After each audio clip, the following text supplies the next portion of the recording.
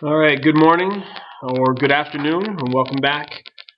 This is the first attempt at using the Mimeo device to record myself giving you a lecture. Of course, I'd be much better off if I could do this. It would be much better off if I could do this live for you so we can have our usual dialogue through the material. But unfortunately, right now this is all we got, and the topic today of separable differential equations is not too bad that it can't be done in this format. Just note at any time today, if you get behind or you want to pause and think about what was just said or copy something down completely before I move on if I'm moving too quickly, just go ahead and ask the substitute to pause the recording for a moment and let those who need to catch up. And hopefully you can follow my writing. Also note, please write down any questions that you might have, and that might also be a cause for needing to pause the video. But if something comes up, a thought occurs to you, and you can't ask me about it, write the question down, and we'll cover that when I get back. That's not a problem. This is still just a means to your education. It's not the end-all, be-all for separable differential equations. So we're here in the chapter 7. We are skipping section 7.2 only because I'm not here to teach that section to you, and that section is a little bit longer, a little bit more challenging, much more ripe for discussion. And so I would rather do that in person than do that via technology as such. So I'm skipping ahead one section, but we will come back and spend quite a bit of time on section 7.2. And so let's write the header down here, section 7.3, and it is separable. And my writing's already having trouble. Separable diff EQs.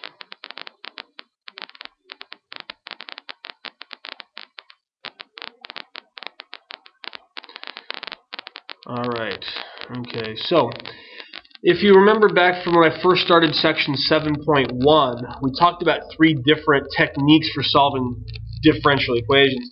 And this was part of the first technique we found using antiderivatives and or separable differential equations were our analytical techniques for solving differential equations. And so that's what we're going to cover here. Remember, this is a small subset of a large class of differential equations, and there are many other techniques for solving differential equations. This is just the most basic type that we're going to be not forced, that's a bad word I guess, but that we're going to be required to understand and know, particularly for the AP exam. Okay, so let's talk about a definition here. So let's define this separable differential equation. So let's get a definition going here, and again, feel free to get this paused if you get behind, or have this paused if you get behind. A separable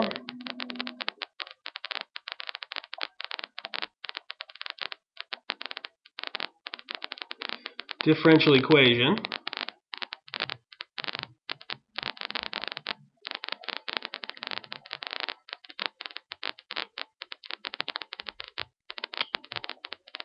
I'm going to be a little bit technical, but I want to illustrate something, is a first order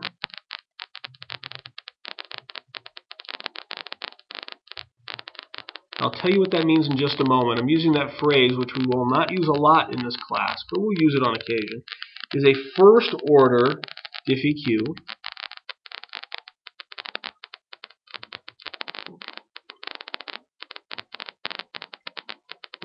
this is a little bit slow, but will work.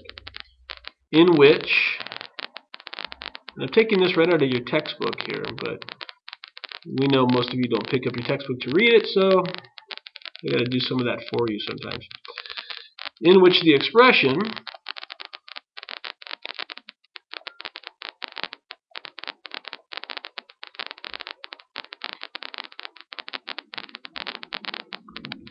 for dy dx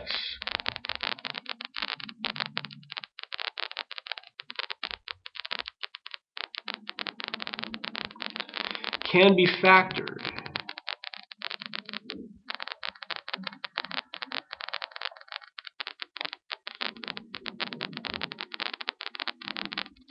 got this backwards slant on some of my letters right now. I got to see if I can adjust my hand to fix that. Can be factored, and this is the important part, as the most important part, as a function of x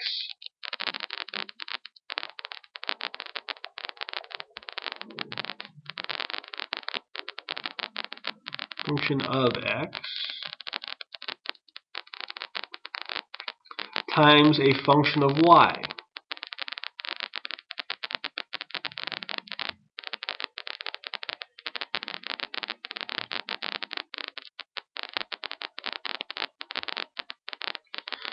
That says function, by the way. I'm just not going to go back and rewrite it. A function of y. So it's going to look like something like this. It'll be dy dx equals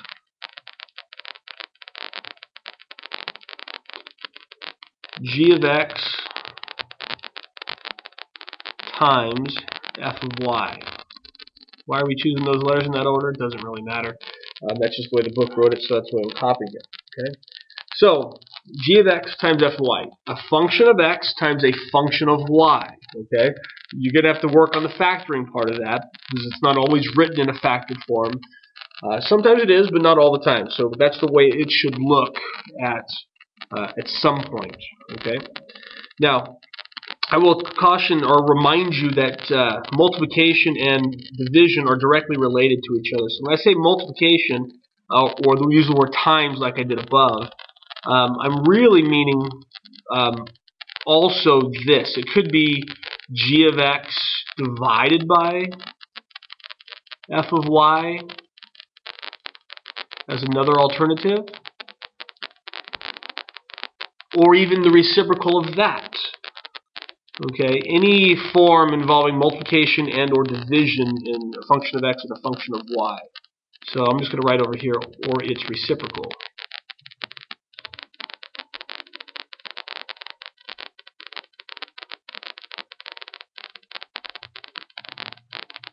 Reciprocal. That is not an easy thing to write at this side of the screen for some reason for me. But you guys know what I mean. Or its reciprocal. Okay, so any differential equation that can be rewritten like this is going to be considered a separable differential equation, and we'll be able to handle the separable differential equation pretty straightforward. If we can get it to that form, most of the time this is going to be an easy process. Okay, so let's not freak out yet. I know I haven't shown you one, but let's get a new page, and we'll go from there. So, in essence, let me show you some of the mechanics of this and how we're going to work with this. What we're essentially going to do is we're going to separate our differential equation once it's factored into that form, and I'm going to put it back into the final form I had just a moment ago. G of x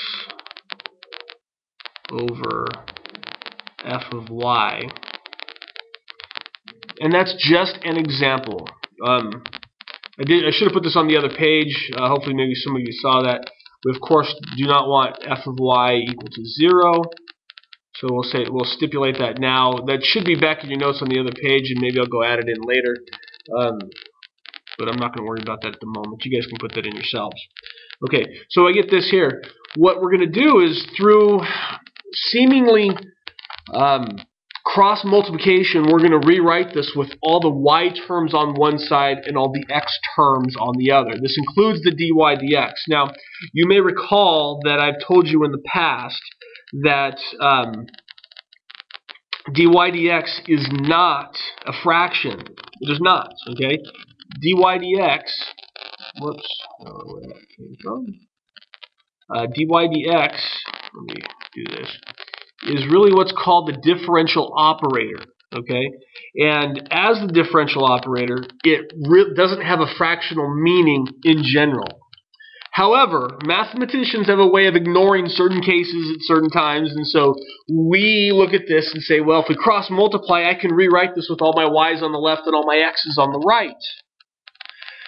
And so we allow these little occurrences of that type of behavior. So we're going to do the separation step here, The separation step is very important. Okay, we're going to rewrite this again through seemingly cross multiplication. We're going to rewrite this as f of y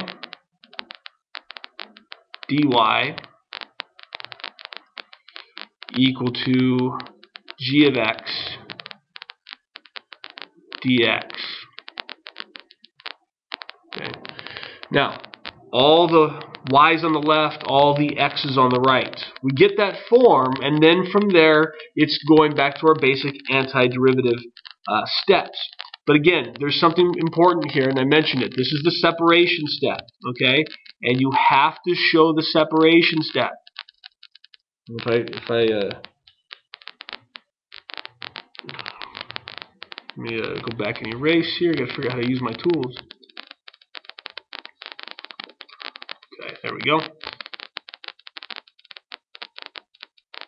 Separation. Am I spelling separation correctly? I think so, but right now I'm not going to bother to check because I don't want to waste that time. For some reason I think that should be an A, not an E, but after the P, but or whatever. On the AP exam, you must, and I mean must, if you want the points, show the separation step separately from the next step that I'm about to show you.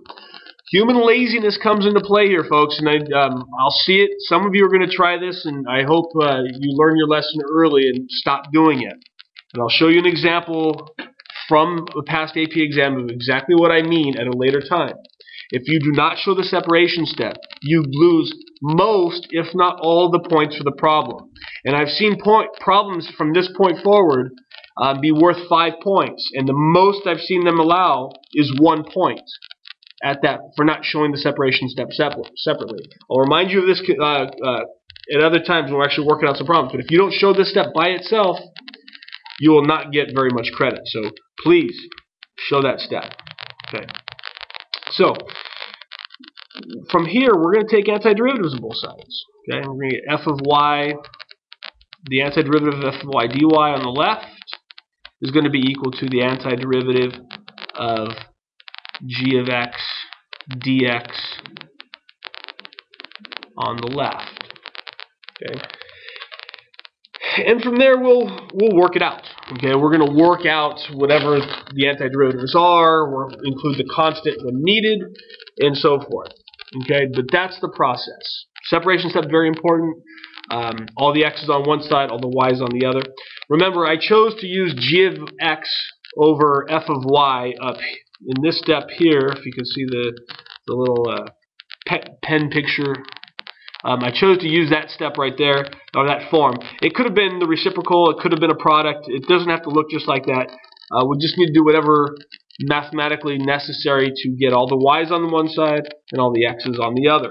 Okay, let's go to a new page and actually look at an example of this. We're going to start with a real simple example. Call this example number 1. Well, the writing doesn't look good. So, the command for all of these is going to be the same. I'll write it one time so that I don't have to keep writing it over and over again. Solve the diffeq. Which, remember from section 7.1, if I explained it well enough, we're looking for the function whose rate of change is described by that differential equation. Okay?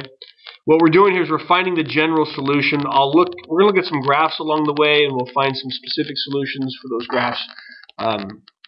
We'll isolate some specific solutions for some of these graphs, just so you can see them. Okay, but solve the differential equation. Our differential equation to start with is very simple. We already know the solution to it, but I want to show you this new concept in the context of an old concept. dy dx is equal to 2x. Okay, so I should adapt the policy of writing the solution in different colors. So let me switch to red here.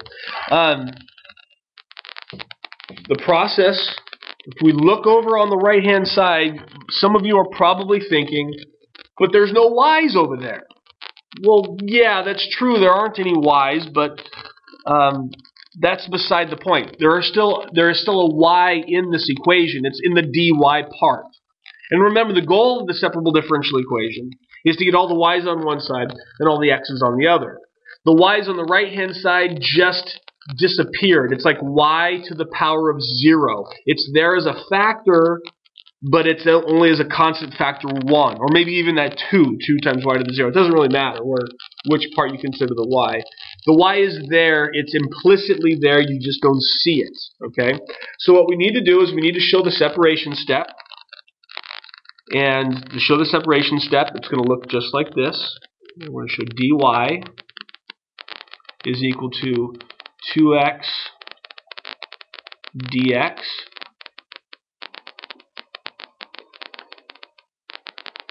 Got all the y's on the left, got all the x's on the right. Now, do not put the integral symbol in front of these two expressions on this line. That is the separation step. On the AP exam, it must be shown by itself. So, don't be lazy, write a new line, okay? We're going to take the antiderivative of both sides. dy is equal to, the antiderivative of dy is equal to the antiderivative of 2x dx.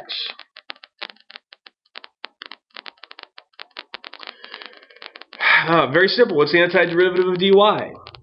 It is y. What is the antiderivative of x squared, of 2x? Excuse me. I'm giving it away. It's x squared plus a constant. Now I know some of you are thinking right now, but where's the constant on the right-hand side? Should we have y plus, c sub 1 and x squared plus c sub 2 over here, or something of that nature? And the answer to that is a similar response that we talked about before when we dealt with antiderivatives in the beginning. The constant over on the left side and the constant on the right side will combine to create just one constant. That one constant is all contained right here in C, and I don't need to put it in there twice. Okay, so that's why there is only the single constant. I don't need one in these problems on both sides. I just need one to represent all of the constants from the entire problem, because all constants will combine to be yet another constant.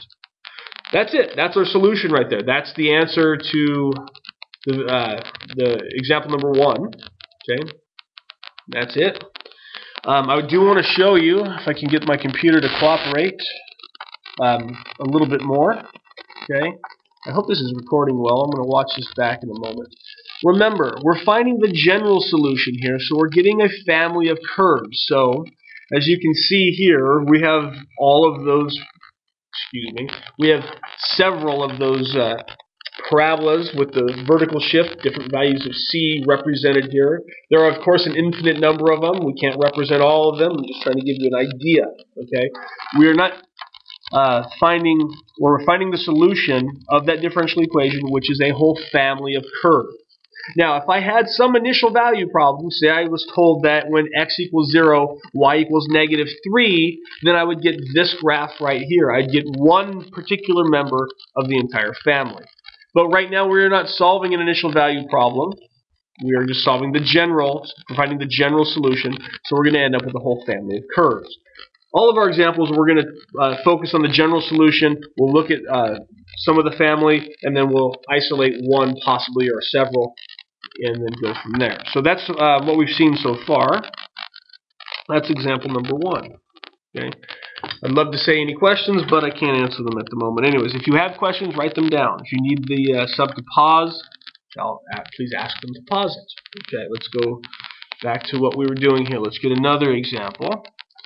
Okay, so, and I'm already breaking my rule here. I'm going to change my rule. The problem and the solution will be different colors, depending on what I remember to write it in. Again, the instructions are solve the differential equation, and I'm not going to rewrite that, so I'll just write the differential equation down. dy dx equals, and I have 2x squared divided by 3y cubed.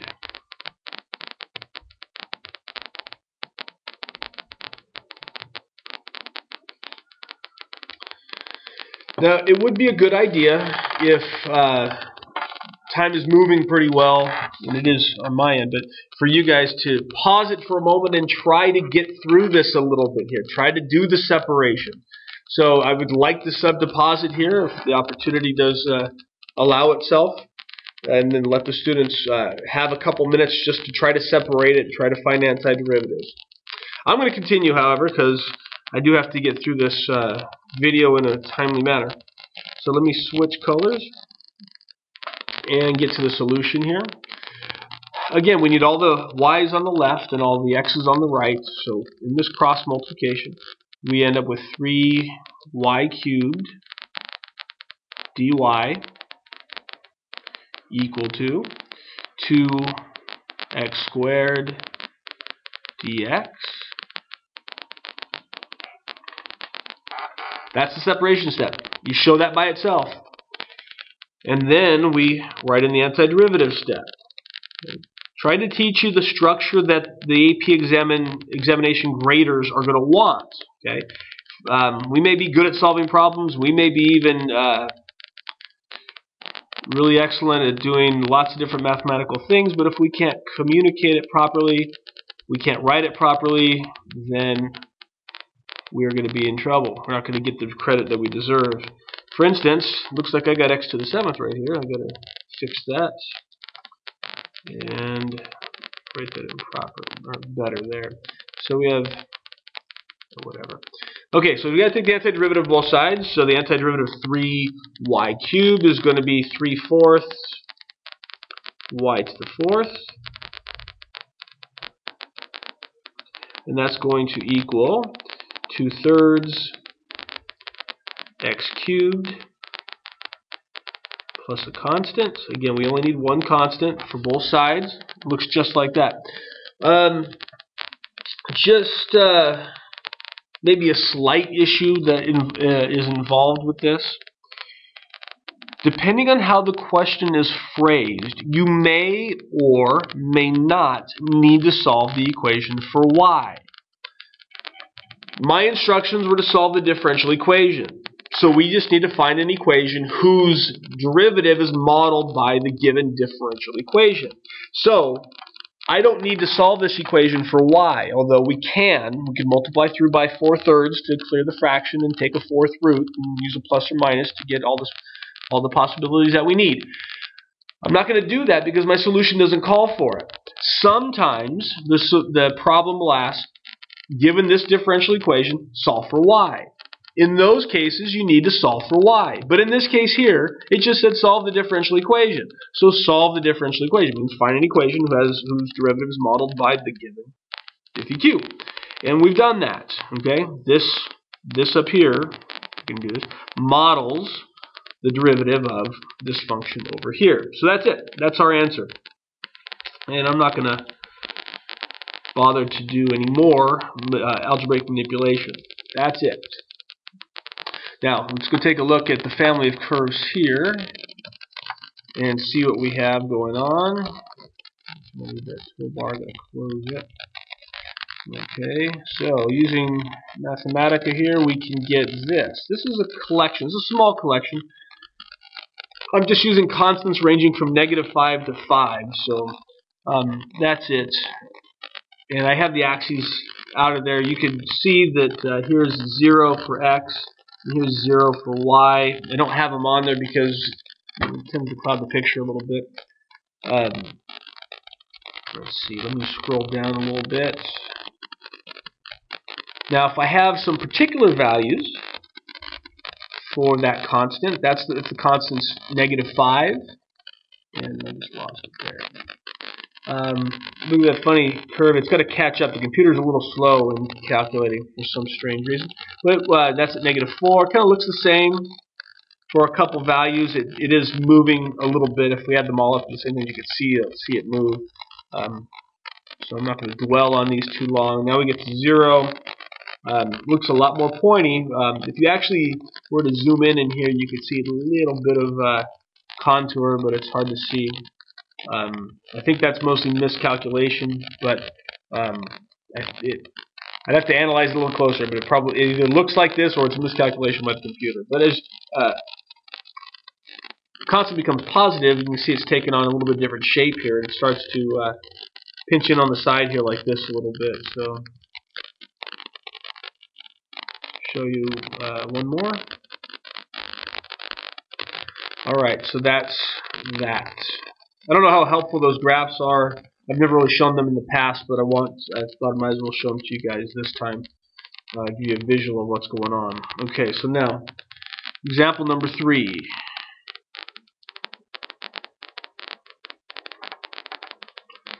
And we have our differential equation, dy dx equal to 3x times y squared. Again, depending on time, it might be wise to have the sub pause it for a moment. But if time's running short, or you don't know if you're going to get this done by the end of the period, then just let it run and watch the solution. Okay, we have a little different scenario here. Instead of having the fraction directly, we just have this product here. The 3 can be associated with either term. We can, because it's just a constant. It could be 3x or it could be 3y squared, and wherever you want to put it, that's up to you. I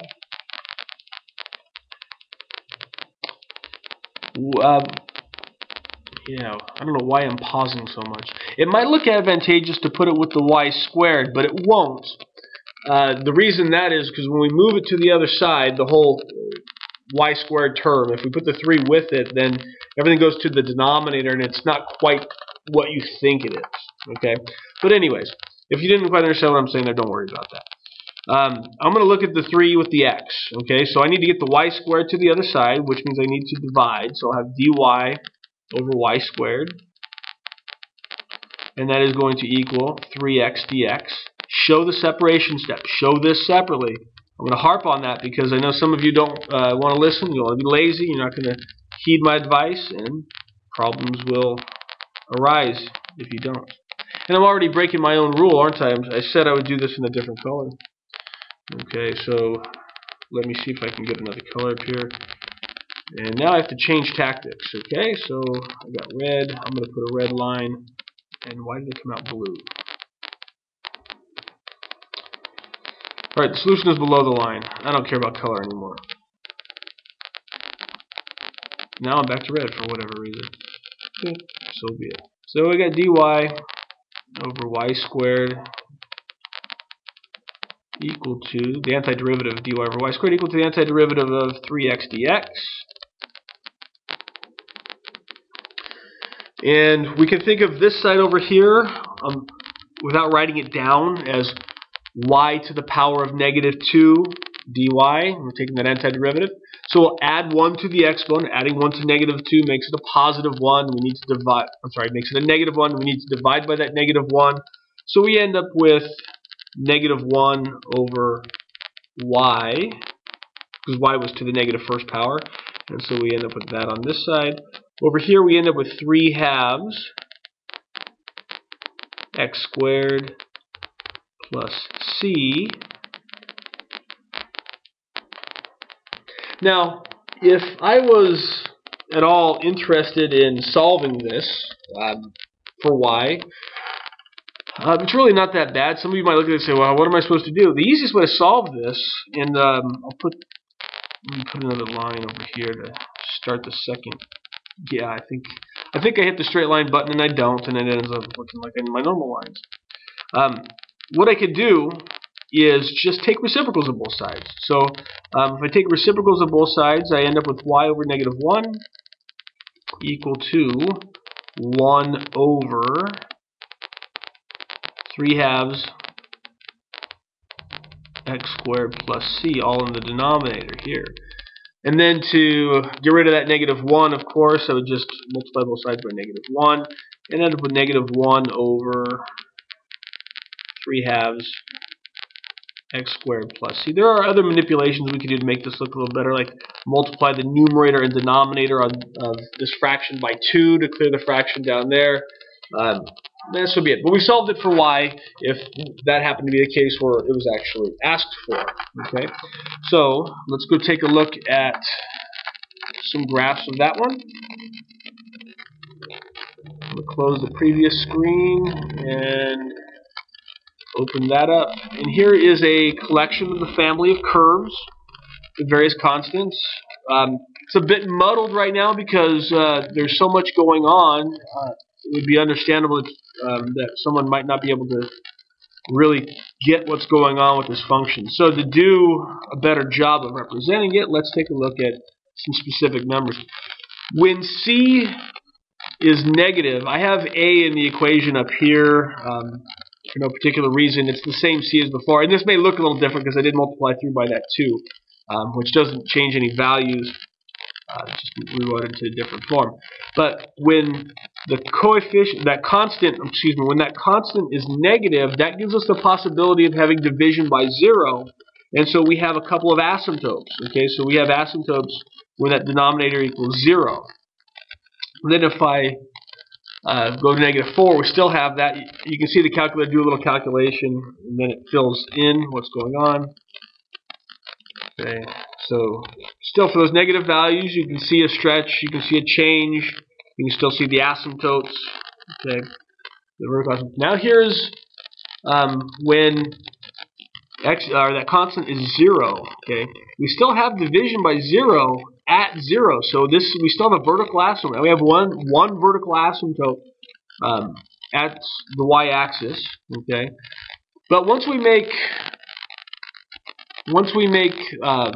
that constant positive, the denominator can now never equal 0. And so now we have a nice continuous and connected graph. That's when we have 1 there. I don't know what I just pressed. Let me try it again. 2, 3, 4. This is just serving to make that quotient smaller, and so the graph around 0 is becoming closer and closer to the x-axis. Okay, so hopefully that gives you a little bit better feel. When the constant is negative, we get an asymptote. When the constant is positive, we get a connected continuous graph. Okay, let's go back to another example.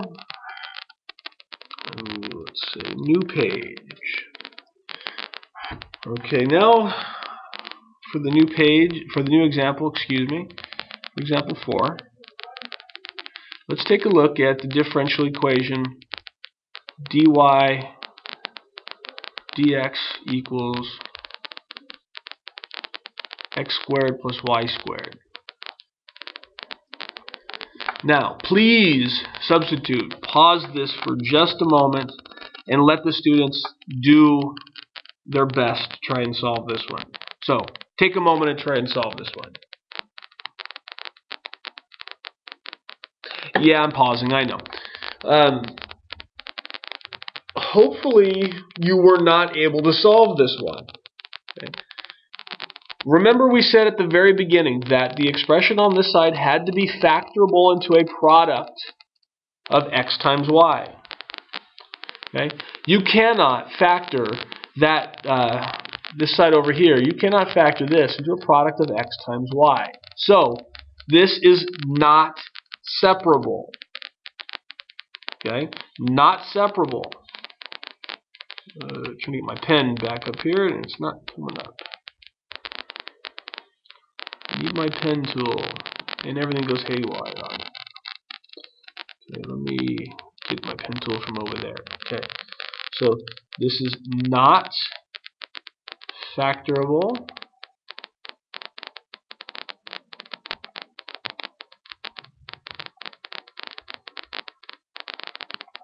Not factorable. I'm sorry, that's just not factorable. Into a product of x, an function of x times a function of y, and so this is not separable.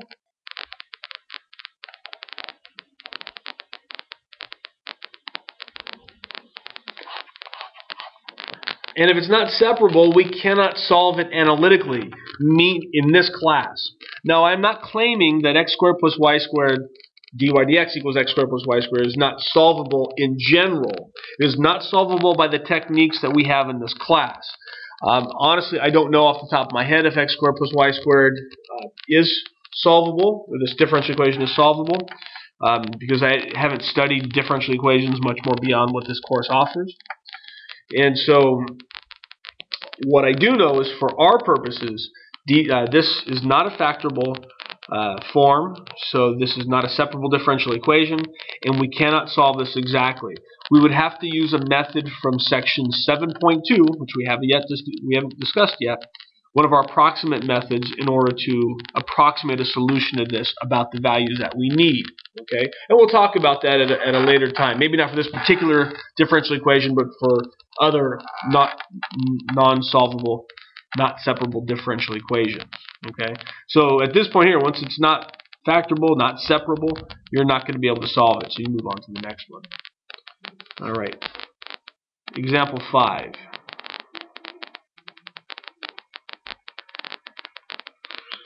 Okay, again, solve the differential equation. Let's get some different letters in here because we don't need to be so tied up with using the same x's and y's all the time.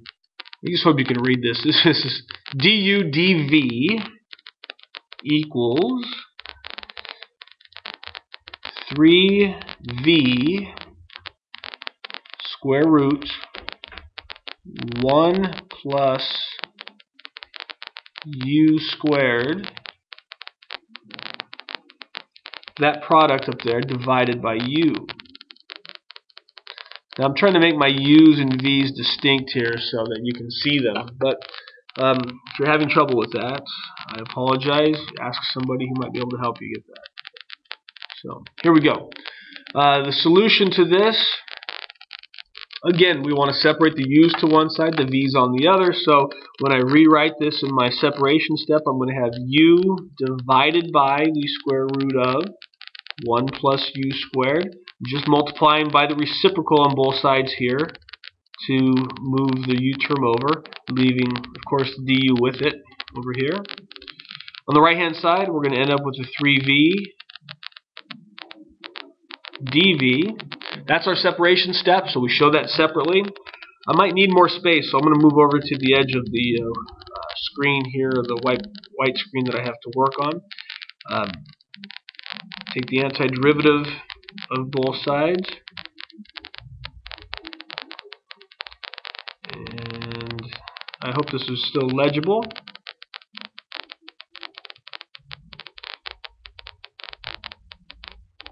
So that antiderivative will equal the antiderivative of this side over here. Now the question, of course, is what technique of integration are we going to need to use on the left-hand side here? Well, it's going to be substitution. Okay, although we do have a square root of 1 plus u squared, we don't want to try to use a trig substitution. I know we can always ask the question, how can I do a u substitution if there's already a u in it? But we shouldn't be too freaked out about that. Let's let w equal 1 plus u squared. So dw is equal to 2u du. And so we're going to need a 1/2 dw in place of our u du in our expression above. Of course, the 3v dv, that's no trouble whatsoever, so let's just move on to the rest of it, the next part. Alright, so my integral on the left-hand side becomes, we need that 1/2 as a factor on the outside. Well, that's where I tend to put it. It doesn't need to be on the outside. And then the u du is taken by the dw, and I'm going to end up with, just looking at it here, 1 over root w, which I want to automatically write as w to the negative 1/2 power. That way I don't have to write so many steps with this pen. I'm having enough trouble keeping this legible for you. And I know I could take the antiderivative of 3v dv right away, but let's just continue the process here. So the antiderivative of w to the negative 1/2, add 1, becomes a positive 1/2. So if w to the positive 1/2 divided by 1/2, which is the same as multiplying by 2. And so we're going to have that 2 cancel with the 1/2, and we're going to just be left with a w to the 1/2 power on the left-hand side. We're going to be left with 3/2 v squared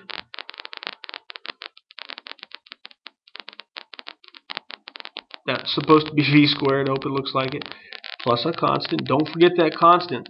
Constant integration is very important here. And so, substituting back in terms of u, we're going to have parentheses 1 plus u squared to the 1/2 power equal to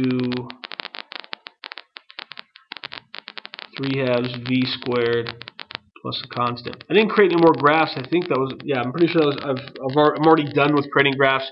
We're just looking for the solutions, and so we have it. So let me just put a box around it right there. There's our solution, general solution to the differential equation given here. Essentially, what we have to go over now is just some more examples, and we'll talk about some of the ramifications of this at another time. Let's talk about an example here. Ooh, I don't know where that color came from. It's still black. My eyes must be going, folks. You know me, I'm getting old. That looked like it was green to me for a moment. Don't ask why. I couldn't answer you right now anyways. Okay, so dy dx is equal to e to the power of x plus y. Again, I'd love for you guys to have a chance to solve this on your own. You can read it. So ask the subdeposit for a moment, and then you could get a chance to see if you can handle this one here. Okay. Dy dx equals e to the power of x plus y. Okay. Back from a pause, or if you guys just let it run. However, the thing you have to realize in solving this one here, if you didn't remember your property of exponents, is that you could separate e to the power of x plus y as e to the power of x times e to the power of y. And now it is in a factorable form, function of x times a function of y, and we can go ahead and work to separate the variables and solve it. Okay, so I need to divide both sides by e to the y, but that leaves me with just e to the negative y on my left hand side. On the right hand side, I'll have e to the x dx. So that looks like that. Separation step, leave it that way.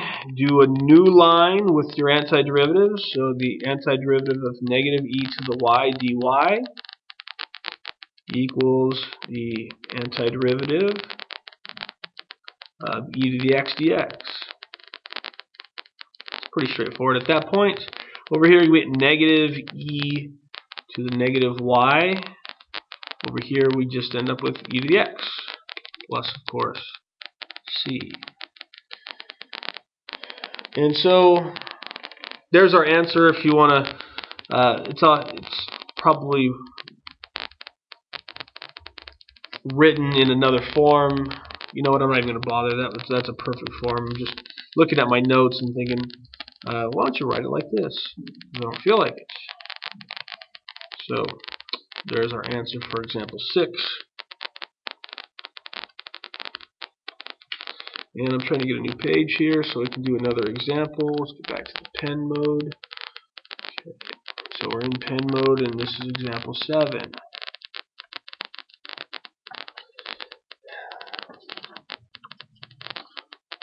We haven't done any trig functions yet. I'm just pausing to look at my notes here. Let's say we got dy dx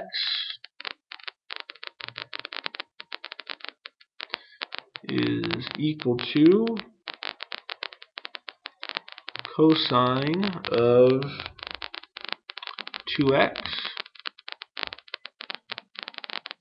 divided by sine of 3y.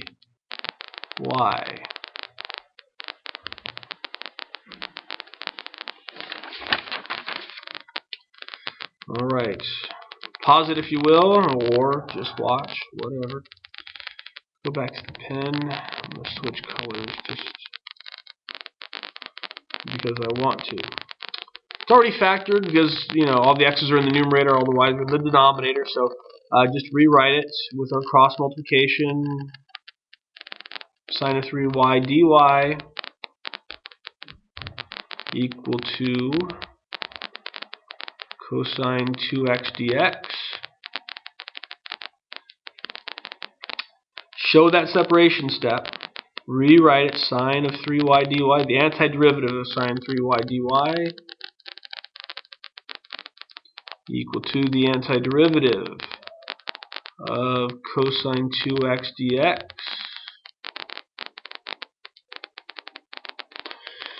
Of course, the antiderivative of sine is negative cosine. Since we've got this multiple of 3 over here, we're going to need a negative, well, we'll need a 1/3, but it's negative because the antiderivative of sine.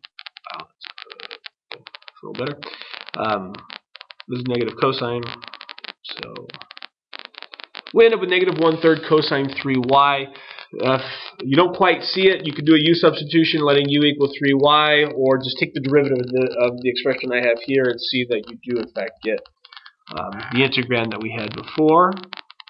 Right hand side, the antiderivative of cosine is sine, and we're going to need a 1/2 to balance off that too, so we'll have a 1/2 sine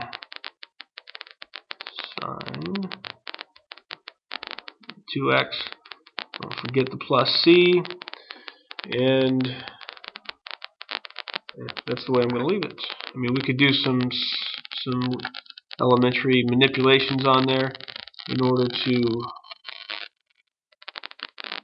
make it look a little nicer, possibly, but I don't really care. Fractions are fine with me, so we're going to leave it just like that. Essentially, that's it. The reason why I'm stalling for a moment is I'm just taking a look at some of my other notes here just to make sure I've covered exactly what I need to cover. That does seem sufficient. If you need to go back over any portions of this, have the sub rewind it, watch it again, watch parts of it again, or get up close and copy some things down.